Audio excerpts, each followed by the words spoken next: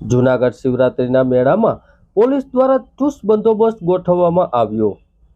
જૂનાગઢમાં મહાશિવરાત્રીનો મેળો આવતીકાલથી શરૂ થવા જઈ રહ્યો છે, ત્યારે જૂનાગઢના રેન્જ આઈજી નિલેશ જાંજવાડિયાના માર્ગદર્શન હેઠળ પોલીસ અધિક્ષક હર્ષદ મહેતા, ડીવાયએસપી હિતેશ ધાંધલિયા તેમજ એલસીબી અને એસઓજીને પોલીસના સ્ટાફ દ્વારા ભવનાથ પોલીસમાં મેગા ડ્રાઈવનું આયોજન કરવામાં આવ્યું। શિવરાત્રીના મેળામાં 10 લાખથી વધુ ભાવિકો જ્યારે ઉમટવાના હોય છે, ત્યારે અનુસંધાને પોલીસ દ્વારા ચુસ્ત પોલીસ બંદોબસ્ત ગોઠવવામાં આવ્યો।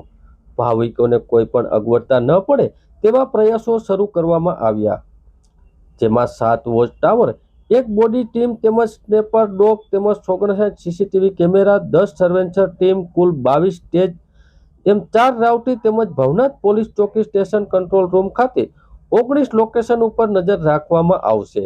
આ મેળાના બંદોબસ્તમાં 7 DYSP, 23 PI, PSI, 117 PSI, 1084 police, 136 traffic police, 529 home guard, 596 GRD સહિત કુલ 2799 પોલીસ જવાનો બંદોબસ્ત ગોઠવવામાં આવ્યો, જેની સાથે મહાશિવરાત્રીના મેળામાં 4 દિવસ સુધી પોલીસ દ્વારા સઘન ચેકિંગ તથા પેટ્રોલિંગ કરવામાં આવશે। આગામી 5 થી 8 તારીખ સુધી મહાશિવરાત્રિનો મેળો ભવનાથ ખાતે થવા જઈ રહ્યો છે, ત્યારે પોલીસ બંદોબસ્તમાં ખાસ કરીને જે અધિકારીઓ અને માણસોની ટીમ છે, એમાં કુલ 2800થી વધારે પોલીસ છે આ બંદોબસ્ત કરશે, જેમાં 7 ડીવાયએસપી, 23 પીઆઈ, 117 પીએસઆઈથી શરૂ કરી અને પોલીસ જવાન, હોમગાર્ડ સહિતના જવાનો છે કામ કરશે। સમગ્ર બંદોબસ્ત છે એમને અધિકારીઓ પાસે બોડી ઓન કેમેરા અને ખૂબ મોટી સંખ્યામાં ભીડ હોવાથી વાયરલેસ સેટ વોકી ટોકીથી પોલીસ છે એ બંદોબસ્ત કરશે। સીસીટીવી કેમેરા 79થી વધારે કેમેરા માત્ર ભવનાથ પોકેટ ઉપર જ કામ કરશે। ભવનાથ પોલીસ સ્ટેશનમાં એક અલગથી સીસીટીવી નો સર્વેલન્સનો એક કમાન્ડ એન્ડ કંટ્રોલ રૂમ પણ તૈયાર કરવામાં આવ્યો છે, અને જેમના મારફતે પણ એક સર્વેલન્સની ટીમ છે એ કાર્યરત થશે।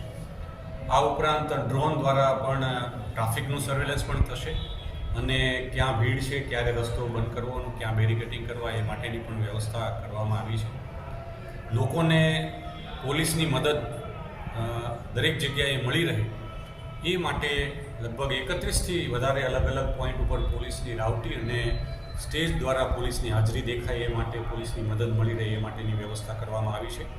અને આમાં ખાસ કરીને બસ સ્ટેન્ડ અને રેલવે સ્ટેશન જે બહારથી જે પ્રવાસીઓ આવે છે એમને પણ પ્રોપર માર્ગદર્શન મળી રહે એ માટે પણ આ વ્યવસ્થા કરવામાં આવી છે।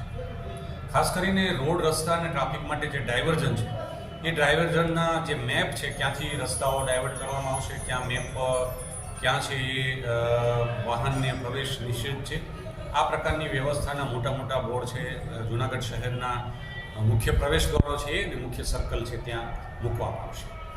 ખાસ કરીને ભરડા વાવથી છે વાહન જે ડાયવર્ઝન થાય છે ગિરનાર દરવાજાથી તો સિટીમાં, આ પ્રકારે એ વાહન ક્યાંથી ડાયવર્ટ થશે આ માટેના નકશાઓ પણ શહેરમાં મૂકવામાં આવશે।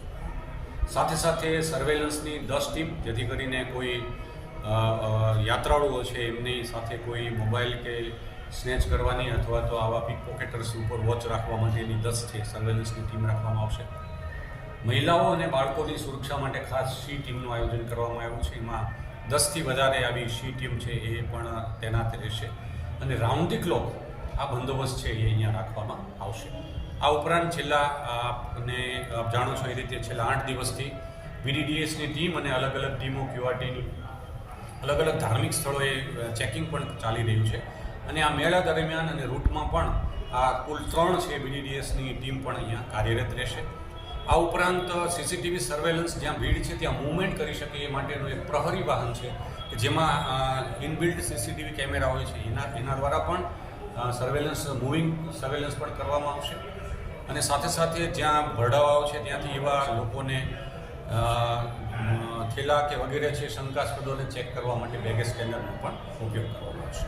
કેટલા પોઈન્ટ આવશે સર પોલીસના આખા મેળામાં? પોલીસ કુલ આખો છે 6 ઝોનમાં વહેંચવામાં આવ્યું છે, અને અલગ અલગ ઝોનમાં આ 2800થી વધારે પોલીસ છે એ અલગ અલગ જગ્યાએ આ કામ કરશે, અને લોકોની સુરક્ષા અને શાંતિમય રીતે લોકો આ મેળો કરી શકે એ માટેની પોલીસની તમામ તૈયારી છે। રસ્તા કેટલા વનમે કરવામાં આવશે?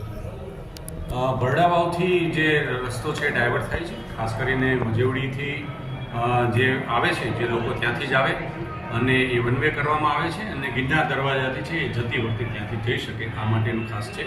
અને સમયાંતરે જે વાહનો છે, કારણ કે 5 તારીખથી શરૂ થશે ત્યારે ભીડને ધ્યાનમાં રાખી અને ભરડાવાવથી છે એ વાહનની નો એન્ટ્રી ઝોન કરવામાં આવશે.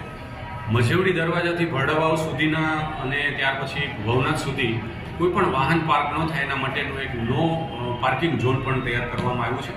આપના માધ્યમથી લોકોને અપીલ છે કે જ્યાં નો પાર્કિંગ ઝોન છે ત્યાં વાહનો પાર્ક ન કરે, કારણ કે આપનું વાહન છે ત્યાં ટોઈંગ કરવામાં આવશે, જેથી કરીને આપને અગવડતા ન પડે. એટલે નો પાર્કિંગ ઝોનમાં આપ વાહન પાર્ક ન કરો. સાથે સાથે જે ફ્રી પાર્કિંગ ઝોનના જે જાહેરનામા ને ત્યાં અલગ અલગ એન્ટ્રી પોઈન્ટ ઉપર નકશામાં બતાવેલા જે ફ્રી પાર્કિંગ ઝોન છે મજેવડી દરવાજાથી શરૂ કરી અને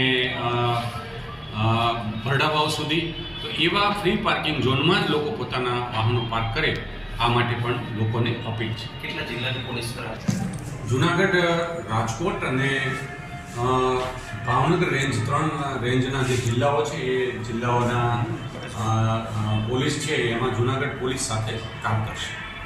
સર, ફ્રી પાર્કિંગ રૂટમાં અસામાજિક તત્વો પૈસા બહુ ઉઘરાવે છે, તેના માટે ત્યાં પૂરતા પ્રમાણમાં પોલીસ બંદોબસ્ત પણ રહેશે અને ત્યાં અન્ય વ્યવસ્થાઓ પણ કરવામાં આવશે.